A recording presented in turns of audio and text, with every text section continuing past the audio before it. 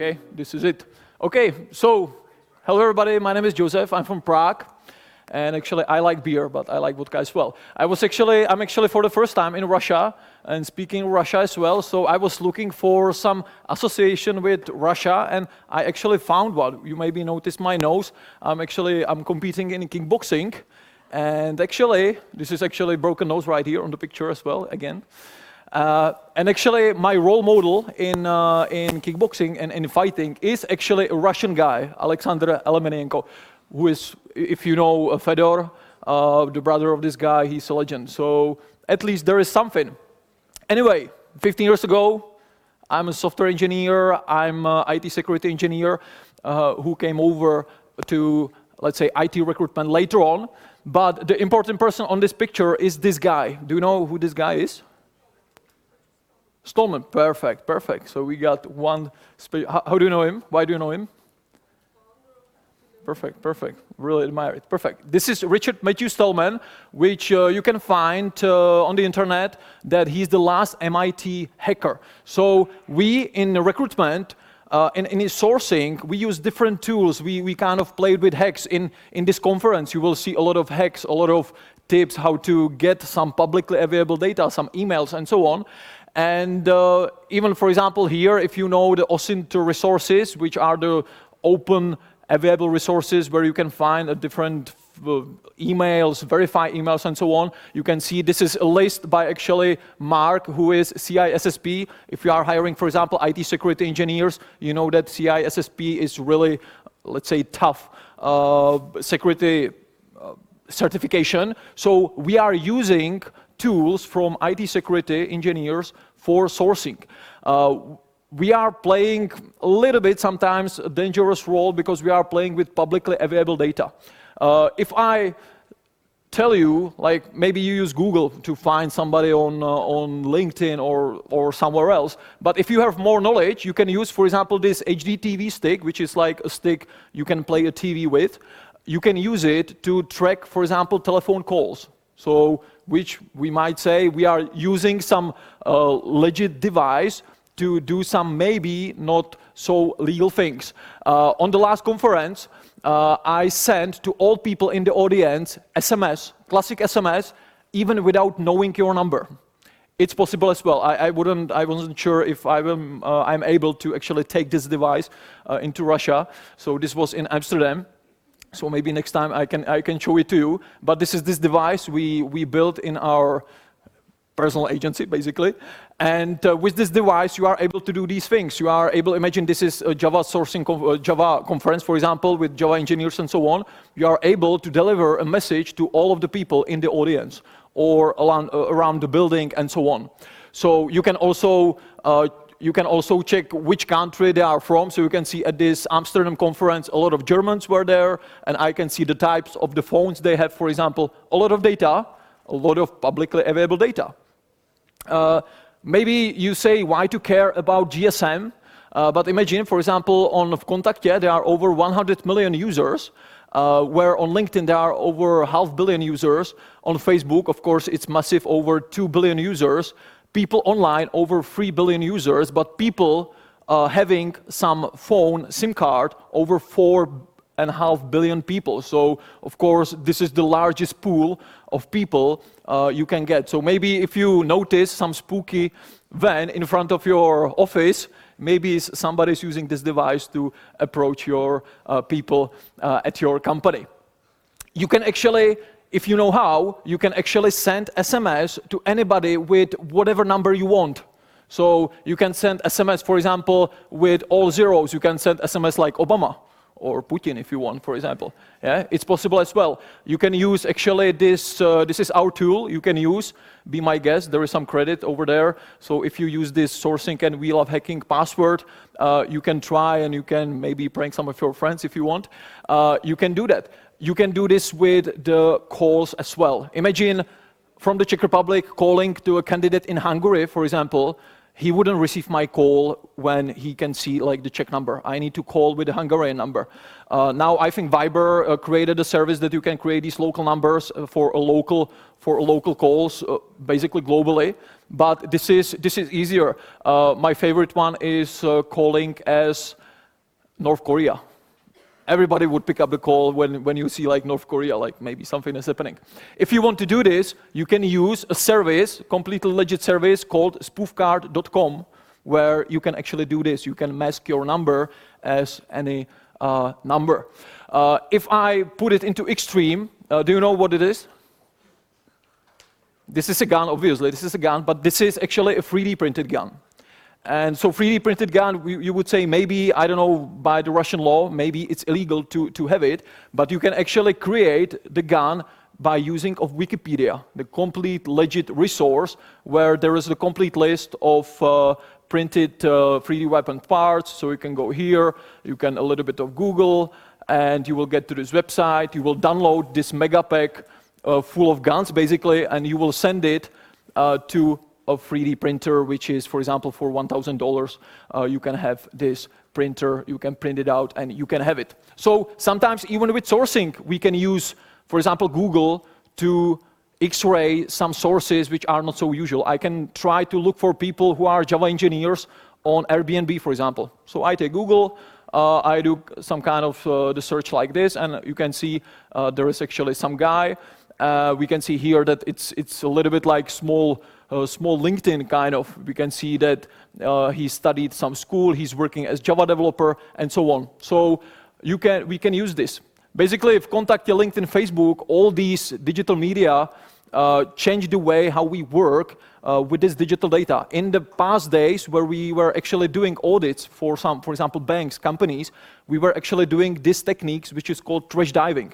We were looking for personal data information, like we were actually paid to do that, to look for this information, for example, to find out that there are some not shredded papers and there is some name of the accountant and so on. Now when I want to see who is accountant at Sberbank, for example, I can do the simple search on LinkedIn or anywhere else, even if I know the LinkedIn situation here is maybe more difficult, and I can do that. We know that Facebook had some problems with that as well, the problem with Cambridge Analytica. Actually, in Prague, there was a Russian hacker, Evgeny Nikulin, busted for scraping data from not only LinkedIn, but from Dropbox and some other services as well. Actually, at this casino, there was a leakage of personal data over thermometer in the aquarium in the lobby. So if you know how, and you have these, sensors and so on, it's possible as well. So one guy from the US, also like from the recruitment field, Steve Levi, said that, I know it looks like a cyber stalking, but in recruitment world, we usually call it research. So sometimes you use tools in a good will that you will source some candidates and so on, but sometimes it might be on the brink. So back to the Richard Matthew Stallman, he signed this letter for me and he put there happy hacking, but of course he didn't fault any of these black hat techniques. Most of the techniques I showed you with the phones and so on, it will not be legal, I think, not even in Russia, not even in the European Union. But it was about a free software, about open source, and I think that's also why this conference is here. We are sharing the knowledge, and there are a lot of tools, and you will hear a lot of plugins, a lot of tools, probably over other speakers here, other speeches here as well. This is some map of different kind of applicant tracking systems, different kind of tools for selecting candidates, and so on and so on. You can, for example, open this recruiter hunt when there is, 1,000 plus tools which you can use, and the list goes on and on. HR Stack, Improver.io, another huge list of tools. Martin Freeman created his own list. Susanna Fraser created her own list as well. Irina Shamaeva, also the full list of tools. Todd Davis, another list of tools. Jonathan Kidder, you can see there are a lot of tools, This is the very new thing by Dean Da Costa. He said that he spent, several months, 4 months or something like that, on creating this huge list of different tools which you can do and use for sourcing. We mentioned OSINT, so of course this is one of the OSINT frameworks where you can go for this data. Another one from Michael Basil. So you can see there's a lot. I don't know if you noticed the problem of the plugins in LinkedIn, where there is a list of plugins which is LinkedIn tracking if you use them or not, and there might be some consequences for that. Actually, for us, we created our own plugin, LinkedIn Advanced Sourcer, which basically was doing the only thing. It was marking people if you visited them or not, and actually it marked the time when you visited those people. Actually, LinkedIn shut down our all the pages we had on LinkedIn. Now it's retrieved, but we needed to put this plugin down. And imagine this plugin even didn't work with some personal data, and we needed to put it down. So sometimes not having some plugin will probably cause some consequences, but sometimes, of course, usage of some plugins, if you use some plugins like Machine Sourcer, People Camp, LinkedIn Helper, and if you use it in a bad way that you are scraping 500 profiles every day, of course, your account can be busted. But for the transhumanism, which we are expressing here, where we want to use these tools, we want to enhance our capabilities, because imagine when I show you the numbers, when you are hiring people into your company, whether you are in-house recruiter or agency, you need usually contact a lot of people. So spending, for example, 1 minute more per candidate when you contact 100 people every day, it's a lot of time. So for example, the automation, actually, Florin, the speaker in the afternoon, will have a speech on automation, so he will tell you more. But automating, for example, sending invitations is now possible. I use LinkedIn Helper, which is actually a Russian service, where you can do the search, you can customize the message, including some variables like company, title, industry, location, and so on. You can use some conditions like in programming there as well. And you can contact 5,000 people, for example. Every day it will reach, for example, 100 or 150 people to be safe. And you can do this on autopilot. So there are tools which are now effectively helping us to do some sourcing work properly. There are some other technologies like cloud speech-to-text. In today's world, it's really easy and really precise that you can translate the spoken language into text. So we are, for example, because we are creating our own ATS, so we are implementing this technology. So imagine you have a profile, you have a candidate on the phone, you are speaking on the phone, the call will be saved into the ATS. Into the ATS as, let's say, MP3 file will be translated into text, and text is searchable. So the next, your colleague, recruiter, will put there, for example, Python, like programming language, and because the Python was the word in the call, based on that, you will be able, or the colleague will be able to find this guy just based on this. So this will definitely change the way and the effectiveness of our sourcing work. Lyrebird is the service where you can actually try to clone your own voice.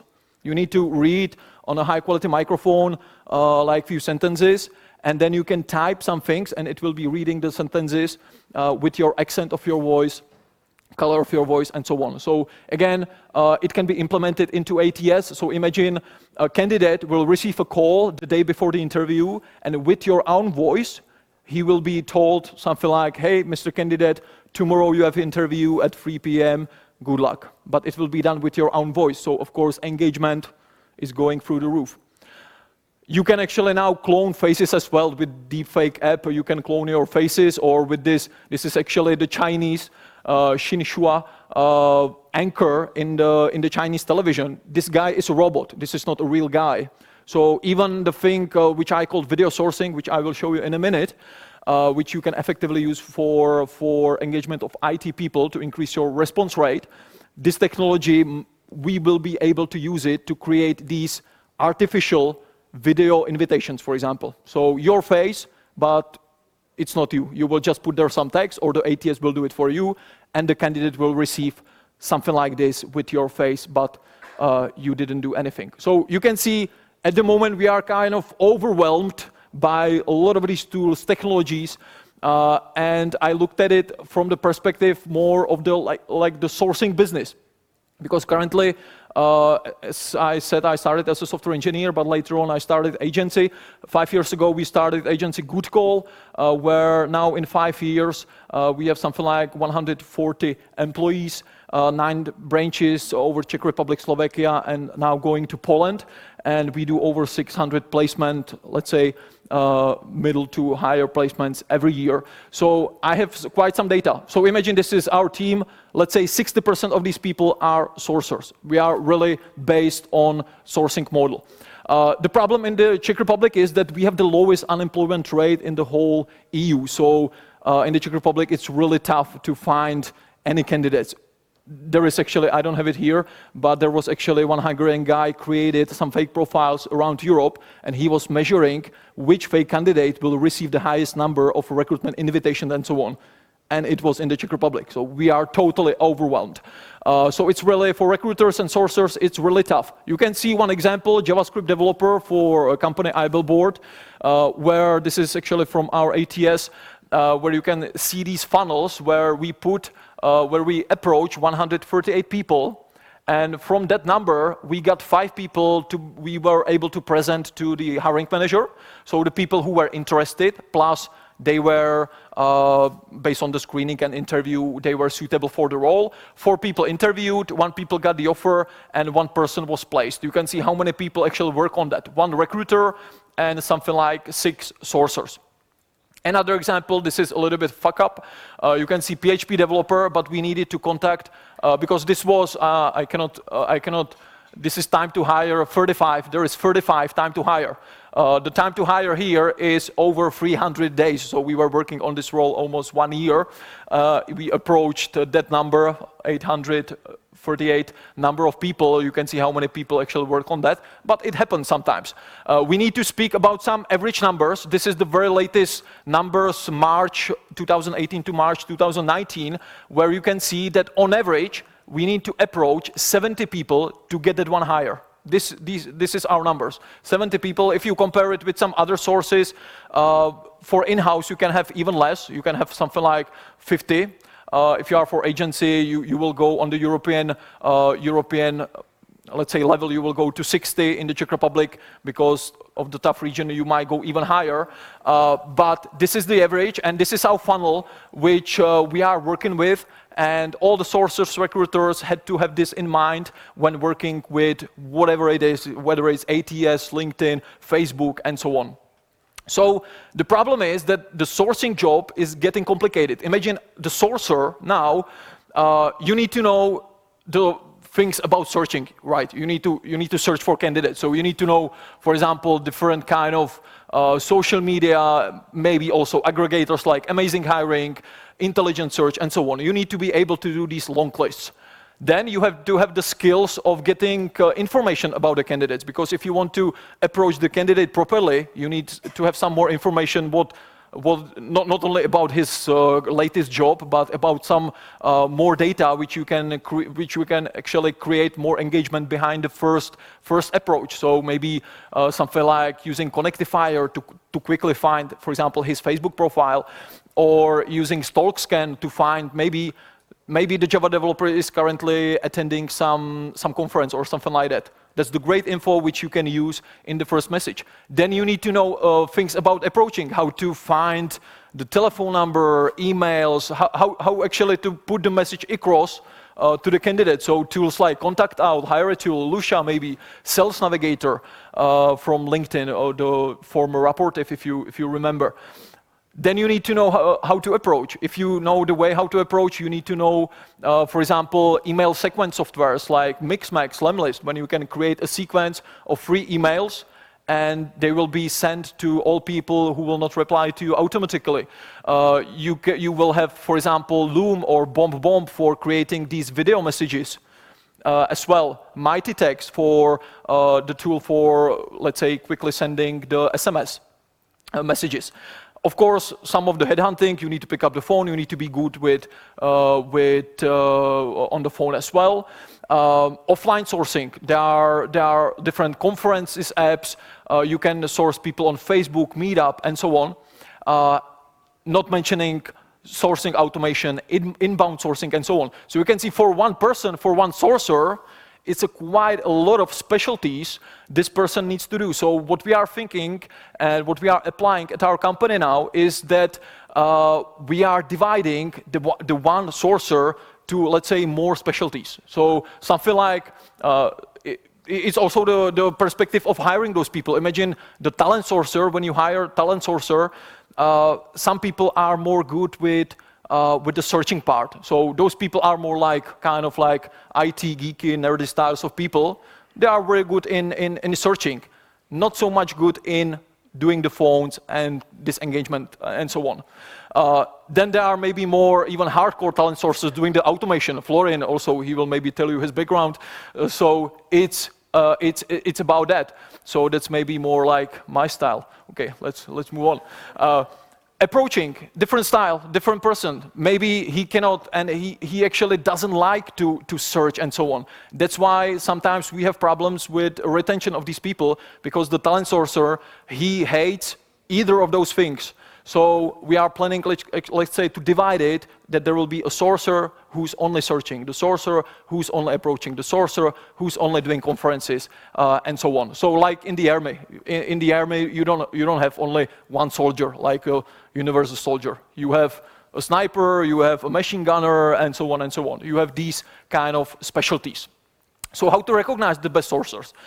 Based on our data, where we basically measure everything from the long list till the placement, we know all the ratios, we know all the bottlenecks across the branches, between the teams, and so on. So, for example, to be effective sourcer, we say that you need to be able to present one presentable CV, or like CV, one presentable candidate for a hiring manager every day. So the candidate who is interested and who's most probably suitable for the role. Or, for example, the effective sourcer should be able to do 3 to 4 press screen calls every day. So there are these numbers behind that, and that's why you can then compare it between the teams. Each column is one branch or one team. So we can even say that, for example, for this branch or team, we spent 264 hours of sourcing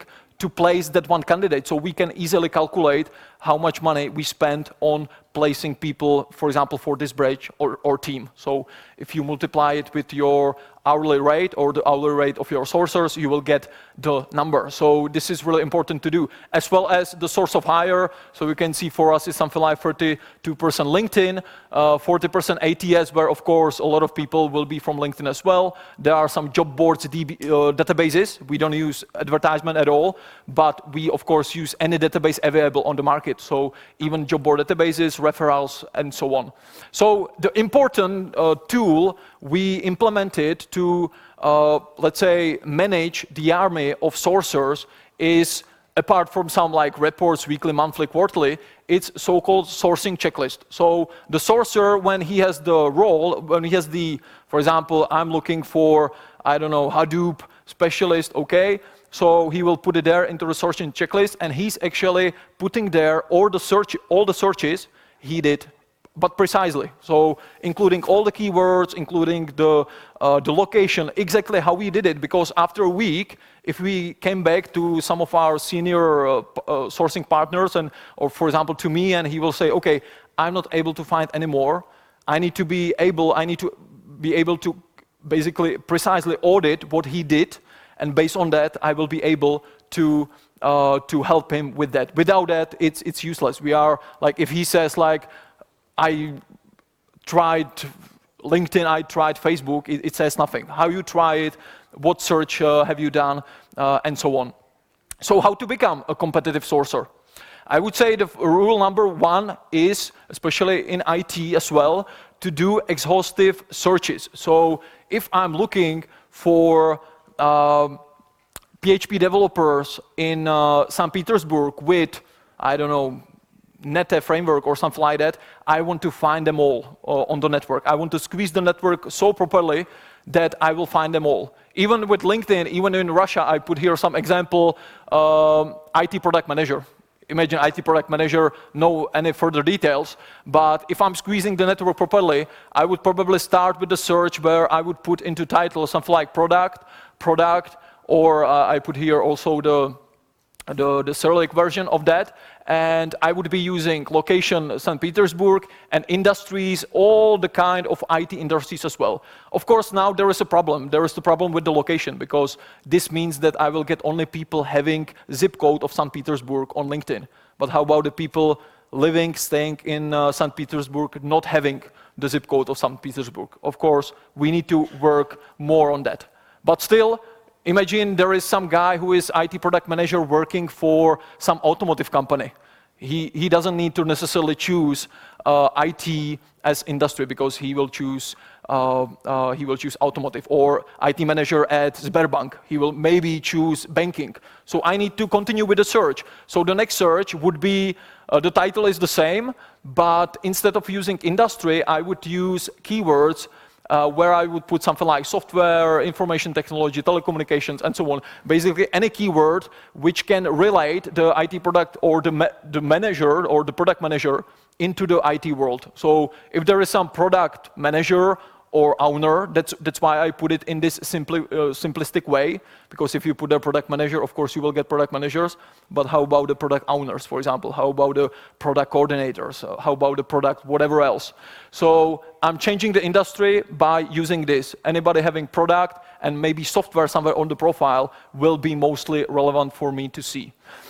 Another way how to do it is using company. So I'm looking for product managers at IT companies like EPAM, VM, Yandex, and so on. So these people will most probably be IT related as well.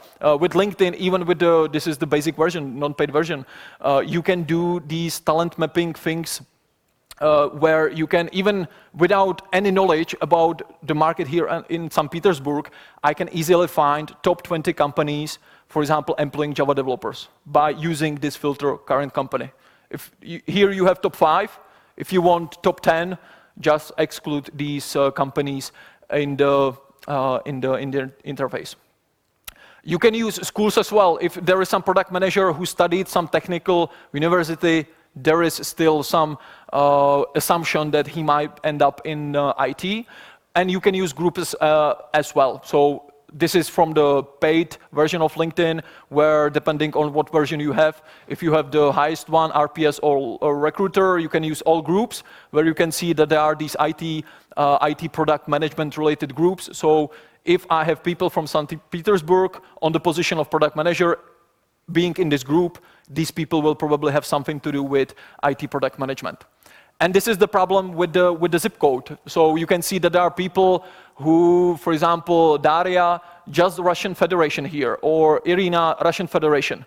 Those people might be in St. Petersburg, but by stating St. Petersburg in the interface, you will not find them. So you can see to accomplish this quite simple goal of finding IT product managers in St. Petersburg just on one network, it's quite some job you need to do that properly. And this is what, for me, differentiate the, let's say, better sourcers from the average sourcers, or let's say, the most successful sourcers. As well as on any other network where you can use Boolean logic. So if I'm looking, for example, for software testers, the first example is not so, it's not so, let's say, exhaustive, because you are looking for software testers in quotation. So you will lose people who are, for example, software and support testers. You will lose people who are just testers. So if you put it without quotations, definitely better. But still, software tester means that you will find a person who is software and tester. There must be those two words, but there are, of course, people being tester only. So I change it like to this, and this is the best search query you can use for searching testers. Of course, plus the local language terms. Even in St. Petersburg can be some Spanish tester who, let's say, last month was working as a software tester in Spain, having tester in Spanish on the profile, and the guy is somewhere else and having still the Spanish profile. So you can still go further and further. You can use, for example, Amazing Hiring for effective coverage of other sources. Like I think there are 50 different sources. If there is someone from Amazing Hiring, they can correct me. So I can quickly, of course, I can go side by side to do it exhaustively, but for 50 different sources, it will be a bigger job. Based on that, I created this LinkedIn Onion search. Of course, it's more kind of like geeky, nerdy style of document, but if you want to look at it, you can at this link.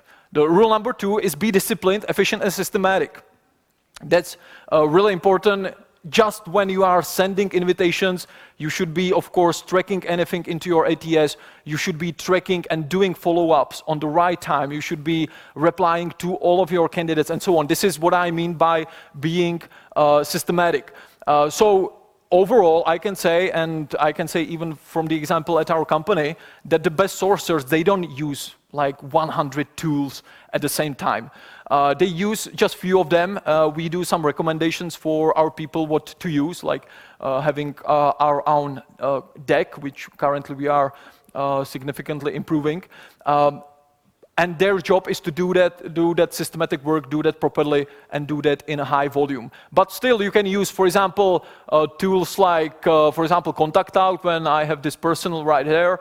And of course, when I want to know what's like the email address, maybe telephone number of this guy, of course, just by using one click on the icon, and you can see here, when I then uncover it, I have his personal email, company email, mobile phone number, and flatline number.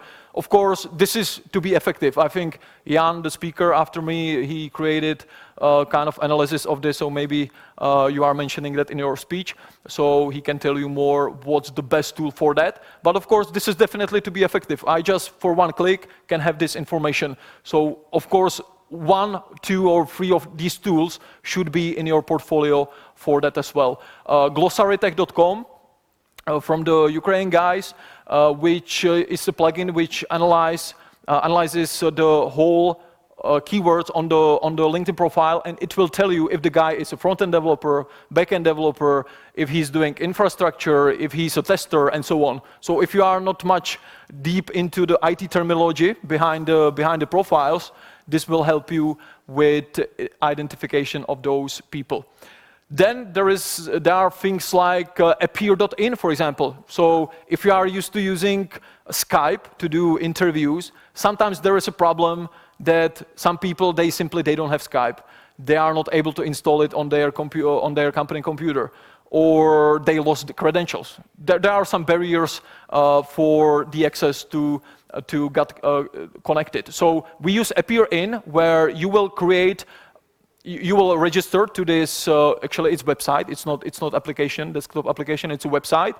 And you will create a room with some name, so you will create, for example, a room with the name of your company, and you will open the room, and you will just send the link to the room, to the candidate. He will click on the link, and he will immediately appear right next to your face right here. So no installation, no credentials, no registration, and so on for the candidate. So make it as easy as possible. So even like maybe observation from my side that a lot of sourcers, for example, winning different hackathons, contests, and so on, are, for example, for us, often low performers. Yeah, because they try a lot of tools, which is like, I don't say that it's a bad thing, but let's say for the business, and for if I compare them against each other, these people are often low performers. The third one is to use the extreme candidate engagement. Especially for IT, you know that the response rate is usually a problem because the IT guys are bombarded from everywhere. 5 years ago, we started something like what I call video sourcing, where, for example, here you can see a real example, company Tieto, in a smaller city in the Czech Republic, where there were 20 qualified candidates for some ECM specialist. And 20, you can see 20, but we need to approach 70 people on average to get that one hire. With 20, we have a problem, so we need to use something extreme. In this case, Zuzana created 20 videos like on mobile phone, like, hello, Jiří, I found your profile, blah, blah, blah. 1 minute video, something like that. And based on that, instead of receiving 20% of her emails, he actually got 100% response rate for these videos. So all the IT guys actually replied to her even without doing a follow-up. For this video sourcing, there is a new tool which is called Loom, use loom.com. You already saw the link before. And it works like that. It's a plugin to Google Chrome. So you will open the profile, regardless it's Kontakte, it may be GitHub, Stack Overflow, it may be whatever. You will open the profile, you will click on the link, it will enable your camera here, but it's recording the whole screen. So it's recording whole screen. So you will say, hello, Jakub, here's some Jakub here. This is the real GIF from the real video as well. So here Marketa will say, hello Jakub, I found your profile here, I noticed that you work for 2 years, and so on. She's actually scrolling through the profile, mentioning some things, and then she will get to the proposal if she want to or not. This video is saved to the cloud, to the plugin. And the great benefit, which you don't have with YouTube, is that when Jakub actually sees the video, you will get a notification that he saw it. So you can pick up a phone, you can send him email, whatever, like, hey, thank you for seeing that, and so on. So this is a great tool which will make it the video sourcing effective. Sometimes I use this even to approach my colleagues because I'm lazy, for example, to describe something on the website. So I will create a video for them.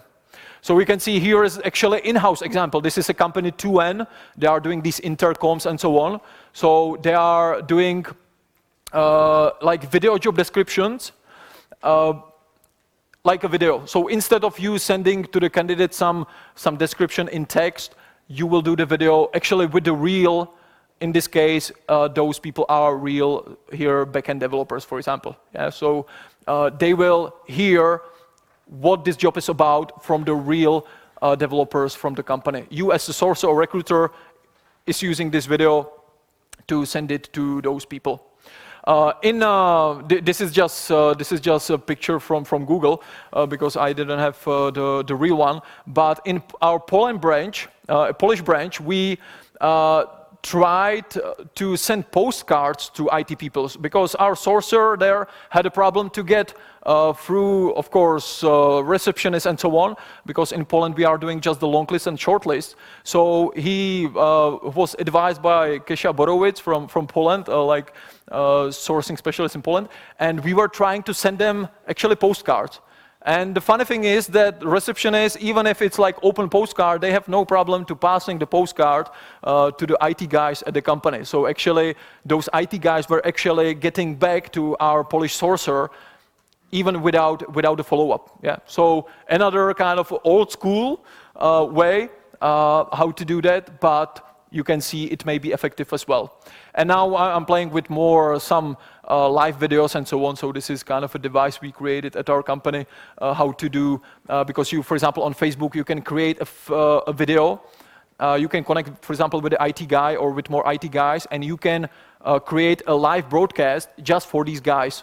Yeah, so you can actually target live video on a specific friends on Facebook and so on. Of course, the fourth thing is to educate your people, because you can see that these things are changing over and over. Every day there are new things, every day there are some new limitations, for example, and so on. So, for example, what we do in Prague as well, that we do still sourcing labs. Whether it's like this, that, for example, even you can connect to the sourcing lab, you will send us the positions, we will source for you like real time, like a webinar, or we do it like only in-house in our company. So we have, for example, the team with IT sourcers, they have their positions, and we are doing the whole job. We are doing on the projector, we are discussing what can be done better, and so on. There is a great source, for example, recruitingbrainfood.com as well, which you can use. It's kind of a digest. Every Sunday you will get a list of, I don't know, 10 different articles and so on, what's happening in the world of sourcing and recruitment and employer branding. Overall, it's quite comprehensive. I do, for example, hair economics show where I go deeper into some let's say general sourcing things. And the final thing is innovate, because of course you will hear, even at this conference, you will hear a lot of things, but as well as with the postcards. Kasia Borowicz told us, she didn't try it because she wasn't hiring IT people at that moment, so she told us, hey, you should try this. So we tried it, and suddenly you find out, okay, so this works somehow. Okay, we can cover part of the long list, for example, by this.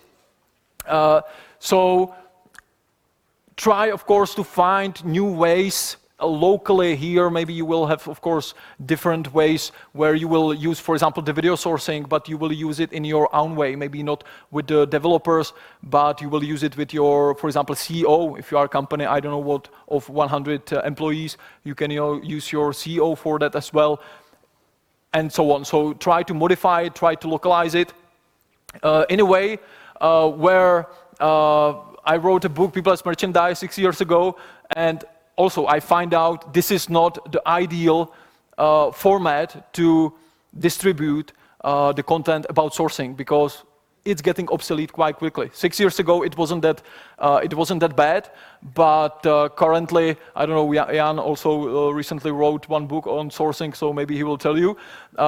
It's not, for example, the ideal format to how to pass over some information to other people. So I decided to do online course, but on the other hand, online course also, like it's only digital, and for some reason people like to have books, the tangible thing which they can give as a gift to someone, and so on. So I actually created a course which is online course, but it's in a real box. So you can actually have it. This is actually a video sourcing edition where you have actually a VR camera in it, stand for the mobile phone, a 3D printed stand for the mobile phone, lenses, and so on and so on and so on. So actually, even our people, this is at our office, will get the course. This course is kind of a mandatory for all people coming to GoodCall, and even these things should create their kind of like creativeness and tech savviness towards the new technologies. So, final thing, let's go black hat a little bit. I told you that I didn't come with the device for phone sourcing, but I have a different device which I came with. Maybe you noticed that there are two Wi-Fis here at the conference. There is the HR-API Wi-Fi, and there is also HR-API free Wi-Fi. Actually, this first Wi-Fi is not the real Wi-Fi. It's actually my Wi-Fi right here. So if you try to connect this Wi-Fi, you actually get this. And I know that some of you actually did. We can actually see the list here, and the list is growing. So actually, if this is a Java conference, I would have a nice list of Java people right here.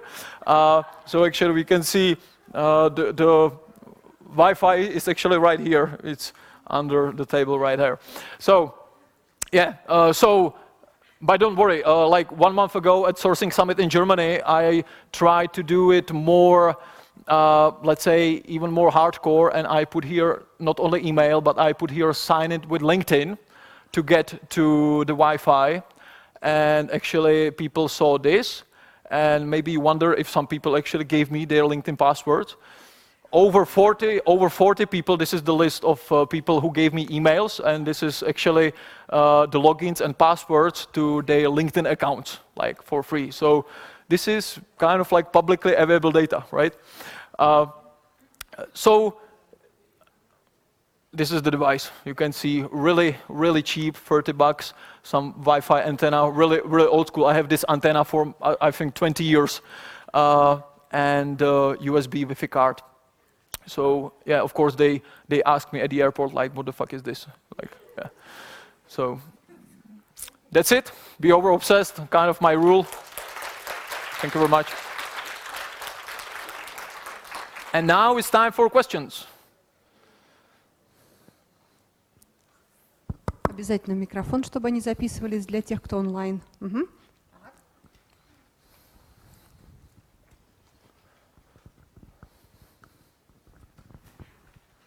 Hello. Hi. Thank you for your speech. It was amazing. My name is Vika. I'm from SKB Contra. I'm in THR. And I have one question about, no, two questions. About checklist that you said. Your sources make a checklist, and is it very difficult? Maybe, is it very expensive in time to make a checklist? You mean for the sourcers that they Yeah. are doing some administration Yeah. next to it? Yeah. Of course it is, but it's for their own good, because imagine if the sourcing checklist is basically a spreadsheet. So imagine on one side of the spreadsheet there is the name of the positions, and then there is some basic strategy what they will do. So if they have some position, because we don't know, we don't do IT only, we do other sales and so on, we do other positions. So they will put there some basic, imagine you are a newbie sourcer, so you are not sure, so you will say, okay, I will be looking for accountants, so I will be looking on LinkedIn, I will be looking on Facebook, I will be looking on this site and so on. You will show it, for example, to the recruiter, he will say, yes, that's a good strategy, go. And then he's just putting there just the exact, as I said, the Boolean and so on. So yes, there is a little bit of overhead for the sourcer, but it's for his own good, because as I said, after 1 week of sourcing, if he's in a dead end, if he's stuck, he doesn't know what to do else. He needs something, some track, some record, what actually he did. So it's not like our people got used to that. It's they realize that they have to do it. Otherwise, it doesn't make sense, to do the job, because it's just doing something and it's on a random basis. If they told me like something like, okay, I sourced accountants on LinkedIn in Prague using the location Prague. Yeah, okay, but it's too vague. Thank you. And the second question about checklist too. Okay, you have 3 sources that could find Java developer, and you have a checklist from one sourcer. Do any sources use this checklist? So you mean like if they share the check? Yeah, we have a separate file with. So you mean probably like, okay, why should I repeat the job when there is some checklist already done? We have a separate kind of like a library where we have for each position we did in the past the Boolean searches where a new sourcer, new position, he can use it right away, so he can actually improve. He can start from this level, so he will use it. So yes, we are recycling these Boolean queries, so we are more effective. And do you have some start checklist how to find Java developer? I can send it to you. Yeah. Yeah. Thank you. Yeah. It's not a problem. Send me LinkedIn invite or LinkedIn, Facebook, whatever, email. You can stalk me easily, and I can send it to you. No problem. Question right there. Oh, right there. Okay. My name is Alexei. Thank you very much for your presentation. My question about the, let's say, onboarding for fresh sources. Because you mentioned that it's kind of huge amount of data and sources and tools which might be used for, let's say, most convenient way of sourcing the candidates. So do you have any kind of onboarding or roadmap for newcomers, for new sources, which more convenient for them? Or you, let's say, created personally for each person related with his own behavior, the way of his thinking, etc. Sure. We are, because one problem is that, because, for example, in the Czech Republic, we are maybe the first company who started really with the sourcing model. So we have more sourcers than recruiters. And the problem sometimes was that the sourcing job was taken as entry-level position into recruitment, which is not true. That's why we created a new structure where you have a junior sourcer, senior sourcer, and a lot of people thought, okay, so then I need to be a recruiter. But some people, they don't want to be recruiters. They want to be still sourcers for life, basically. So then we created also like sourcing partner position. And so the new people will come to, the new people will go to our, will start with our company. And so they will get the basic training. We are currently refreshing the training, putting there more internal people doing the training. We will have the basic sourcing deck, as you mentioned, a lot of tools. So we will tell them, like for, I don't know, the email hunters, for example, you will use these 3 tools. Don't think about it like, you can think about it in your free time, let's say, but there are other, let's say now more skilled people who are thinking about it, so you don't need to think about it. These are the tools you use. This is our deck we use for sourcing, whether it's finding emails, whether it's doing the video invitations, for example, and so on. Yeah, so they will definitely get it. Based on that, if you are the business owner, you need to solve, of course, how these people are compensated for their work, yeah, because there was a big difference between recruiters who worked on, let's say, also like a commission basis. For sourcers, it was a little bit tougher because they are at the very beginning of the process, and they cannot influence properly if the person is hired or not. So yeah, we are still in 5 years of the business. We are still fine-tuning that right now, even the structure, even the education, and for example, the deck is never-ending story. But definitely, of course, it depends how many people you have and so on. It's really about having some structure there. So having the deck, having the education, having the, let's say, as you mentioned, the career path. So, yeah. Yeah, okay? Yeah. Thank you very much. It's okay, yeah? Thank you very much for your presentation. It was really awesome. I have 2 small questions. I guess it's to relate to your message that you are currently building an ATS system, you told? Yeah, yeah. And the question is, how long did it take you to build such a data management system, or maybe you are using such data management system from the market or so? We knew from the beginning that IT is and will be a really important part of the recruitment business. You will be dependent on that, and we thought that our competitive advantage would be if we have our in-house development. And we were actually starting we are 5 years in the business, and for 4 years we are actually selling the ATS to general public as well. So there are companies, including Deloitte and so on, to smaller companies and so on, who use this system. So for 1 year we were doing that just for our own.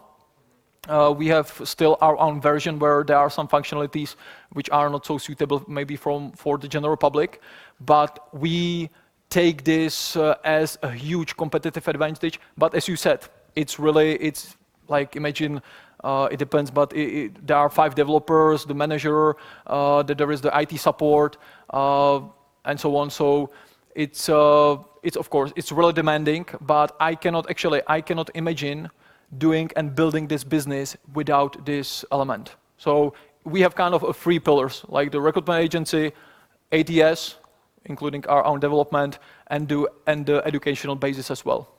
Okay, thank you very much. And the second question, the second part of the question about the why did you decide to build your own ITS system? Why didn't you, like pay? Yeah, because as I said, because it would be still if you need some, for example, special functionalities which will be customized for you, if you use. And for example, on the Czech market, there were not so many options. Now there are more options. But even if you use, I don't know, Greenhouse, or if you use some other ATS, if you want any customization, it's really expensive. You are dependent on the time till when they do it, or maybe they will not do it. It's like with LinkedIn, it's LinkedIn, now you can use it as ATS as well. LinkedIn is now ATS. They basically created their talent solution as ATS, but you are really dependent on the system. If they overnight decide that they will get rid of some functionality there, it's up to them. Otherwise, you need to have enterprise version, which will be, like, to be honest, with the number of people we have, it will be probably almost expensive as well as our internal solution. Thank you very much. Plus, of course, we have, or my background and so on, we are kind of close to IT, so we were not afraid to do it. One more question here. And then we will choose a winner, yeah? Yeah. Thanks a lot. You've mentioned quite a range of tools, really a lot of them. But what is your personal favorite set for efficient, exhaustive, out-of-the-box search of, let's say, a senior Java developer for the European market? Maybe top 5? But what do you mean? What exact tools are for this? Or What is your what is your personally favorite set of tools to run a search of, let's say, senior Java developer? Like, I wouldn't say tool, but for senior Java developer, I would use native, because, for example, with LinkedIn, when you want to do it exhaustively, you need to use LinkedIn like natively, not using other creators of Booleans and so on. Even the aggregators, there is a problem that you are losing candidates in the process. Of course, it has other advantages using aggregators. So I would go on LinkedIn directly, and I would do the format you see, or if you open the Onion search, I would do that natively. So that's the first thing. I would be searching. The second phase, then probably I will use some tools for engagement, uncovering the email addresses. So definitely my favorite is, if I have to do, for example, the video approach, I would use the Loom for that case. If in our Google deck at the moment, for uncovering email addresses and so on, there is the Contact Out, and there is Lucia at the moment, and we are testing one more currently, so it's still changing. What else? Then of course it depends on the approach. If you go more for example, really people who are Java developers and they don't state that they are Java developers, people not having Java on their profiles, on Facebook, let's say. So then I would probably use, for example, searchesback.com or Shane McCusker's intel-sw.com, a plugin, where I would, for example, find, if, I don't know, example, I will find that EPAM here is hiring a lot of Java developers. I will find 2 Java developers at the EPAM, and I will find their mutual friends on Facebook. There's a great chance that those people will be Java developers, or at least working at the company where are mostly Java developers working as well. That's what I call exhaustive. Yeah, so it will be a bunch of tools, but I think I mentioned 5 of maybe my favorite or standardized tools which you would use. Thank you. Spasiba, and I think this is. I think the winner will be the last question. So, great book. Congratulations. Okay. Okay, thank you very much. There was one more question, but what we would like you, yes, you go out because there's kind of negotiation place, and then ask questions. Задавайте вопросы, потому что, да, то есть. So you can ask questions because we have how many 5 minutes. Whenever you need. Спасибо, поблагодарим нашего спикера. Thanks to our speaker.